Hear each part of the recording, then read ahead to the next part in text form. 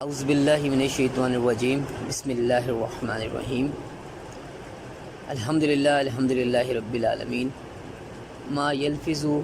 من قول الا لدیہ رقیب عتید۔ اللہ رب العزت اپنے پاک کلام میں ارشاد فرماتے ہیں کہ وہ نہیں نکالتا اپنی زبان سے کوئی بات مگر اس کے پاس ایک نگہبان کرامن کاتبین نیکی اور بدی لکھنے کے لیے تیار ہوتا ہے۔ معلوم کیا چلا، آج کا جو ٹاپک ہے ہمارا وہ زبان کے حوالے سے ہے کہ قرآن میں اللہ پاک نے واضح فرما دیا کہ انسان جو بھی بات اپنے منہ سے نکالتا ہے، یہ جو کرامن کاتبین فرشتے مقرر کیے ہوئے ہیں، اگر نیکی کی بات نکالے گا تو نیکی کا فرشتہ لکھ لے گا، اگر بدی کی بات نکالے گا تو بدی کا فرشتہ لکھ لے گا۔ اور حضرت ابو بکر صدیق رضی اللہ تعالیٰ عنہ فرماتے ہیں کہ پورے جسم کا کوئی حصہ بھی ایسا نہیں ہے جو زبان کی تیزی کی شکایت نہ کرتا ہو، بلکہ ایک حدیث پاک میں یہاں تک آتا ہے کہ اس حدیث پاک کا مفہوم عرض کر دیتا ہوں کہ جب صبح ہوتی ہے تو جسم کے سارے اعضاء جو ہیں وہ زبان کی طرف جھک جاتے ہیں کہ بھئی تو قابو میں نہیں، اگر تو قابو میں رہے گی تو ہم بچے رہیں گے، اگر تو قابو میں نہیں رہے گی تو بولے گی تو لیکن تکلیف ہمیں ہوگی۔ کہ مطلب آپ نے زبان سے کسی کو گالی دے دی، کوئی غلط بات کر دی، زبان تو دانتوں کے درمیان چلی گئی، وہ آئے گا آ کے گھوسا مار دے گا، وہ لگ گیا آنکھ پہ، سر پہ، جسم کے کسی بھی حصے پہ، تو کام کیا کرتی ہے؟ زبان کرتی ہے، اور تکلیف میں سارا جسم آ جاتا ہے۔ تو حدیث پاک میں آتا ہے کہ یہ سارے اعضاء جو ہیں یہ زبان کی طرف جھک جاتے ہیں کہ تو قابو میں رہی، اگر تو ٹھیک رہی تو ہم سب ٹھیک رہیں گے، اور تو ٹھیک نہ رہی تو ہم بھی ٹھیک نہیں رہیں گے۔ اور بزرگ فرماتے ہیں کہ یہ جو زبان ہے نا، یہ انسان کا تالا ہے، یہ جب کھلتا ہے تو پتہ لگتا ہے کہ دکان کوئلے کی ہے یا ہیرے کی ہے۔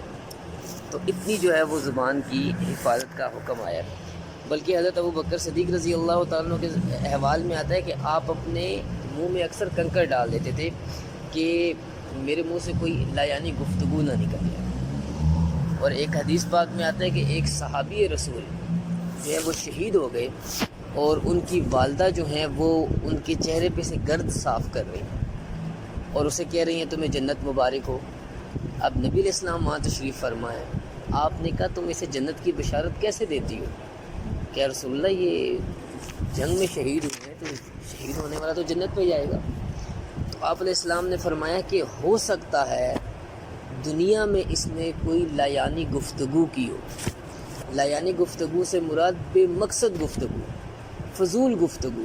جس کا کوئی حاصل وصول نہیں۔ تو شارحین فرماتے ہیں اس حدیث پاک کا مطلب یہ ہے کہ جو گفتگو بھی انسان نکالتا ہے، فضول گفتگو جس کا کوئی مقصد نہیں، اس کا بھی اللہ کی ہاں جو ہے وہ حساب ہوگا۔ اسی طرح حدیث میں آتا ہے کہ حضرت ابو سعید خدری رضی اللہ تعالیٰ عنہ کہ انسان صبح کرتا ہے تو اس کے تمام اعضاء، جیسے وہ ابھی بیان کیا نا کہ سارے اعضاء جو ہے وہ جسم کی طرف جھک جاتے ہیں۔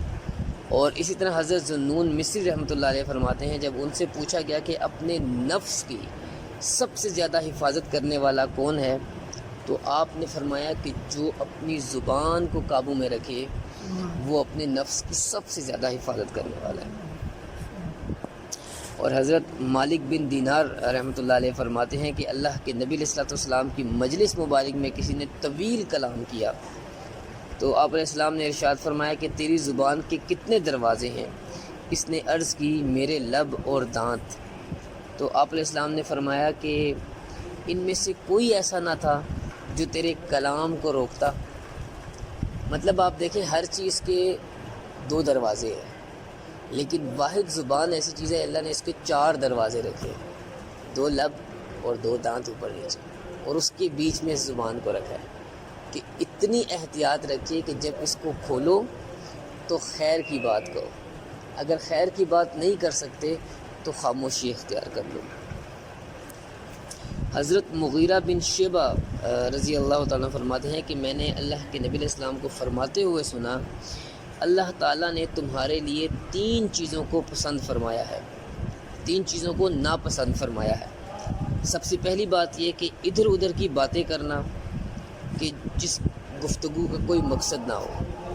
اور دوسرا فرمایا مال کو ضائع کرنا، مطلب مال ایسی جگہ پہ خرچ کرنا کہ جس کا کوئی حاصل وصول نہیں ہے، مطلب اسراف جس طریقے سے ہم لوگ کرتے ہیں، عیاشیوں میں اڑا دیتے ہیں اس طریقے سے، اور زیادہ سوالات کرنا۔ یہ یاد رکھیں کہ یہاں سوالات سے مراد یہ نہیں ہے جو انسان اپنے علم کے لیے سوال کرتا ہے، زیادہ سوالات سے مراد یہ چیز ہے کہ جو بے مقصد سوال ہوں، مطلب کسی سے سوال کرنا، اہل اللہ فرماتے ہیں کہ آپ بیٹھ کے پانی بھی کسی سے مانگتے ہیں، یہ بھی ایک سوال ہے، تو کہتے ہیں یہ بھی پانی نہیں مانگنا چاہیے، جو تقوی کا معیار ہے اہل اللہ کا، کہ کسی سے آپ پانی کا گلاس بھی نہ مانگیں۔ ہمارے حضرت صاحب فرماتے ہیں 35-37 سال ہو گئے تبلیغ میں، کوئی بندہ اٹھ کے آج یہ نہیں کہہ سکتا کہ ہم نے اس سے ایک گلاس پانی کا سوال کیا کہ ہمیں جو ہے پانی دے دو، ٹھیک ہے۔ تو کہنے کا مطلب سوال یہ کہ کسی کے آگے ہاتھ پھیلانا یہ بھی سوال ہے، ٹھیک ہے۔ تو حدیث میں آتا ہے جو مانگنے لگ جاتا ہے اللہ ساری زندگی اسے مانگتا چھوڑ دیتا ہے، اور جو دینے کا ارادہ رکھتا ہے تو اللہ پاک پھر اسے دینے والوں میں شامل کر لیتا ہے۔ اسی طرح حضرت عبداللہ بن عمر رضی اللہ تعالیٰ عنہ سے مروی ہے کہ آپ علیہ السلام نے ارشاد فرمایا، اللہ تعالیٰ کے ذکر کے علاوہ زیادہ باتیں نہ کیا کرو، کیونکہ اس سے دل میں سختی پیدا ہوتی ہے، اور لوگوں میں اللہ تعالیٰ سے دور وہ آدمی ہے جس کا دل سخت ہو۔ مطلب زیادہ باتیں کرنے والا جو انسان اس کا دل بھی سخت ہو جائے گا، اور اللہ کی بارگاہ میں سب سے دور انسان وہ ہے جس کا دل سخت ہو جائے۔ حضرت انس رضی اللہ تعالیٰ سے حدیث پاک روایت ہے کہ کسی بندے کا ایمان درست نہیں رہ سکتا جب تک اس کا دل درست نہ ہو، اور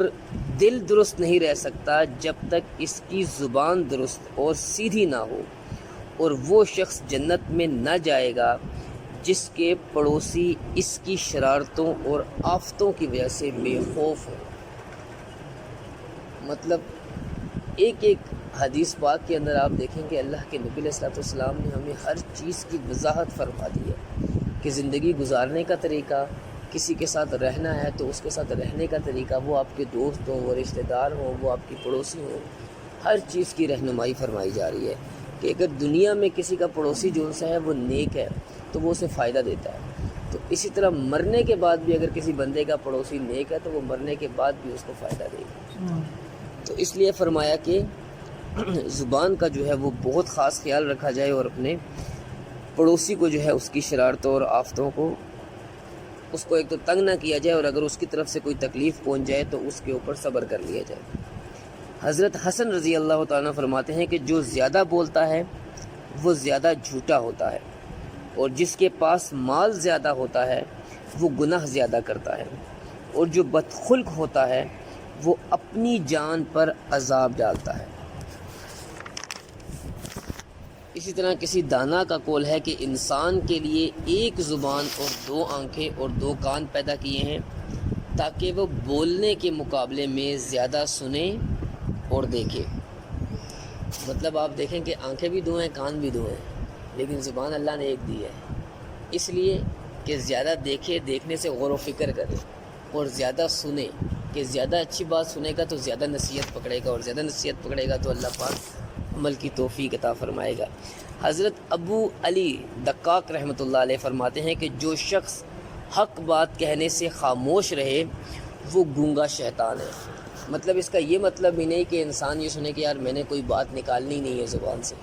کہ جب بات آپ تک کوئی اچھی پہنچ گئی تو آپ آگے بھی ڈلیور کریں اچھی بات، اور اگر آپ کے پاس کوئی خیر کی بات ہے، کہیں بیٹھے ہوئے ہیں تو وہ خیر کی بات آگے پہنچا دیں، یہ خیر کی بات بھی نہ پہنچائے کہ نہیں یار میں نہیں پہنچاتا، تو فرمایا کہ جو حق بات کہنے سے بھی رکا رہے وہ کیا ہے؟ گنگا شیطان ہے۔ اور حضرت شیخ سعدی شیرازی رحمۃ اللہ علیہ فرماتے ہیں کہ کسی کی گفتگو کا ایک ایک لفظ عدن کے موتی کے قیمت کے برابر ہو،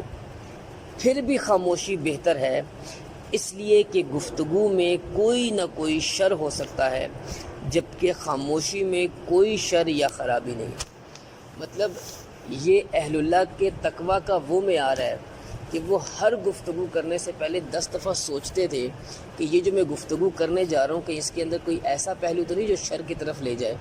کہ مطلب ہماری اس گفتگو کا پہلو کوئی غلط نکال لے اور وہ اس سے غلط رستے پہ چل پڑے۔ تو اس قدر جو ہے وہ اہل اللہ جو تھے وہ احتیاط کیا کرتے تھے۔ اور حدیث پاک میں آتا ہے کہ اللہ تعالیٰ اس بندے پر رحم فرمائے جو اچھی بات کرے ورنہ خاموش رہے، کہ مطلب اللہ اس پہ رحم فرمائے. اور حدیث میں آتا ہے جیسے اللہ ایک مرتبہ رحمت کی نگاہ سے دیکھ لے، اللہ اسے جہنم میں کبھی نہیں ڈالے گا. تو جس بندے کے دل میں یہ بات آ جائے کہ یار میں نے یا اچھی بات کرنی ہے یا میں نے خاموش رہنا ہے، تو وہ یقیناً اللہ کی رحمتوں میں ہوگا. اور حضرت عبداللہ بن عمر رضی اللہ تعالیٰ عنہ سے مروی ہے کہ آپ علیہ السلام نے ارشاد فرمایا جو خاموش رہا وہ نجات پا گیا. کہ مطلب خاموشی جو انسی ہے یہ بھی ایک عبادت ہے، کہ جب آپ خاموش رہیں گے تو خاموشی میں اس بات کا اندیشہ ہی نہیں ہے کہ یہ ریا کر رہا ہے یا اس کے منہ سے کوئی غلط بات نکل گئی ہے. ٹھیک ہے، تو آپ علیہ السلام نے فرمایا کہ جس نے خاموشی اختیار کر لی وہ نجات پا گیا. اور ایک دوسری حدیث پاک میں ہے کہ اللہ کے نبی علیہ السلام نے فرمایا جسے پسند ہو کہ آخرت میں امن اور سلامتی میں رہے اسے خاموشی اختیار کرنا لازمی ہے. کہ مطلب جو بندہ یہ چاہتا ہے کہ میں روز محشر اپنے رب کی بارگاہ میں جب حاضر ہوں تو میں سلامتی میں ہوں اور اللہ کی رحمت میں ہوں، تو ایسے بندے کو چاہیے کہ وہ پھر خاموشی اختیار کرے. اور اسی خاموشی کے حوالے سے اللہ کے نبی علیہ السلام کی ایک اور حدیث پاک ہے کہ عبادت کے 10 حصے ہیں اور 9 حصے خاموشی میں ہیں اور 1 حصہ لوگوں سے دور رہنے میں. مطلب اندازہ کریں کہ اگر عبادت کے 10 حصے ہیں تو اللہ کے نبی علیہ السلام فرمایا 9 حصے خاموشی میں ہیں. خاموشی کی ایک سب سے بڑی خاص وجہ کیا ہے کہ جب انسان علم سیکھتا ہے، تحقیق کرتا ہے اور وہ خاموش رہتا ہے، وہ نکتہ چینی نہیں کرے گا. اس کی ذات، اپنا محور جو ہے نا، اس کی اپنی ذات کی اصلاح ہوگی اور وہ ہر وقت اسی میں لگا رہے گا کہ جو علم میں حاصل کروں اللہ مجھے اس پہ عمل کی توفیق دے دے. وہ 2 کتابیں پڑھ کے یا 4 حدیث سن کے لوگوں کے اوپر نکتہ چینی کرنے نہیں لگ جائے گا. یہ نماز پڑھ رہا ہے تو جو نماز نہیں پڑھے تو انہیں جا کے وہ نیچے کرانے نہیں لگ جائے گا کہ تم تو نماز نہیں پڑھتے، تم تو ایسے اور تم تو ویسے. تو وہ جب خاموشی اختیار کر لے گا تو اللہ پاک اسے حکمت اور دانائی عطا کرے گا اور وہ اور زیادہ گہرا ہوتا جائے گا. تو اس لیے اللہ کے نبی علیہ السلام نے فرمایا کہ عبادت کے 10 حصوں میں سے 9 حصے جو ہے وہ خاموشی میں ہیں اور 1 حصہ لوگوں سے دور رہنے میں ہے. دور رہنے سے مراد یہ ہے کہ جو بری اور گندی صحبتیں ہیں بندہ اس سے دور رہے. اور حدیث پاک میں آتا ہے کہ جو شخص اللہ تعالیٰ اور آخرت کے دن پر ایمان رکھتا ہے وہ اپنے پڑوسی کو تکلیف نہ پہنچائے. جو شخص اللہ تعالیٰ اور آخرت کے دن پر ایمان رکھتا ہے وہ اپنے مہمان کی عزت کرے. اور جو شخص اللہ تعالیٰ اور آخرت پر ایمان رکھتا ہے اسے چاہیے کہ اچھی بات کہے یا خاموش رہے. مطلب یہ تینوں چیزیں اللہ کے نزدیک اتنی اکرام والی ہیں کہ تینوں معاملے میں اللہ کے نبی علیہ السلام نے بار بار فرمایا کہ جو شخص اللہ تعالیٰ اور آخرت پر یقین رکھتا ہے تو وہ کیا کرے کہ اپنے پڑوسی کو تکلیف نہ پہنچائے. پھر اگر مہمان آ جائے تو اس کے ماتھے پہ بل نہ پڑ جائے، خوش نہیں کہتا، کیونکہ جو مہمان آئے گا وہ اپنا رزق لے کر آئے گا. اور بلکہ ایک حدیث پاک عاجز نے یہاں تک سنی علماء سے کہ ایک صحابیہ تھیں تو ان کے جو شوہر تھے وہ مہمان گھر میں بہت لایا کرتے تھے. تو وہ نبی علیہ السلام کے پاس چلے گئیں کہ رسول اللہ یہ ہر وقت کسی نہ کسی کو لے آتے ہیں تو میں تھک جاتی ہوں. تو آپ علیہ السلام نے فرمایا اچھا آج جائیں، آج آپ کی طرف میں شام کو آؤں گا. تو وہ صحابیہ خوشی خوشی گھر گئی اور شوہر کو بتایا کہ آج شام کو نبی علیہ السلام ہمارے مہمان بنیں گے. تو وہ بھی خوش ہو گئے، اچھا کھانا اور دسترخوان سب کچھ لگایا. تو جب آپ علیہ السلام تشریف لائے اور کھانا تناول فرمایا اور اس کے بعد جب آپ تشریف لے کے جانے لگے تو آپ نے اس صحابیہ سے کہا کہ جب میں دروازے سے نکلوں تو میرے کاندھوں کے درمیان نظر رکھنا. تو جب آپ علیہ السلام دروازے سے نکلے تو کئی بلائیں جو تھیں نا وہ آپ علیہ السلام کے ساتھ اس گھر سے باہر نکل گئی. تو تب اس کو جا کے اس بات کی سمجھ آئی کہ جب مہمان گھر آتا ہے اور وہ جب بندہ اس کا اکرام کرتا ہے اور وہ جب آپ کے گھر سے جاتا ہے تو وہ آپ کے گھر کی تمام آفات اور بلیات لے جاتا ہے اپنے ساتھ. مطلب اتنا جو ہے وہ اللہ نے مہمان کا اکرام رکھا ہے. اور پھر تیسری چیز فرمائی کہ یا تو خاموش رہے یا اچھی بات کرے. اسی لیے اللہ کے نبی علیہ السلام نے فرمایا جب تم کسی شخص کو دیکھو کہ اسے دنیا سے بے رغبتی اور کم بولنے کی نعمت عطا کی گئی ہے تو اس کی صحبت اختیار کرو کیونکہ اسے صاحب حکمت بنا دیا گیا ہے. مطلب اندازہ لگائیں کہ اللہ کے نبی علیہ السلام فرمایا کہ جب تم ایسے بندے کو دیکھ لو کہ جو دنیا سے بے رغبت ہے، مطلب لوگوں کے مال پہ، ان کی جان پہ، ان کسی چیز کی اسے لالچ نہیں ہے، کہ کسی کے پاس پیسہ آ رہا ہے یا کیا آ رہا ہے، اس نے لوگوں کی جیبوں پہ نظر نہیں رکھی، خزانوں پہ نظر نہیں رکھی، خود غرض نہیں ہے، لالچی نہیں ہے، ٹھیک ہے۔ جب ایسے بندے کو دیکھو تو پھر، اور وہ بولتا بھی کم ہو، ٹھیک ہے، اگر بولتا ہے تو اچھی بات کرتا ہے، تو فرمایا پھر ایسے بندے کی صحبت اختیار کرو، کیونکہ اللہ نے ایسے بندے کو حکمت اور دانائی کا نور عطا کیا ہے۔ تو اللہ پاک سے دعا ہے کہ وہ پاک ذات ہمیں اس زبان کا صحیح استعمال کرنے کی توفیق عطا فرمائے، خاص طور پہ جیسے اللہ کے نبی علیہ السلام نے ارشاد فرمایا ہم بھی اس کو ویسا ہی استعمال کریں اور خیر کے کاموں میں لگائیں۔ وما توفیق الا باللہ۔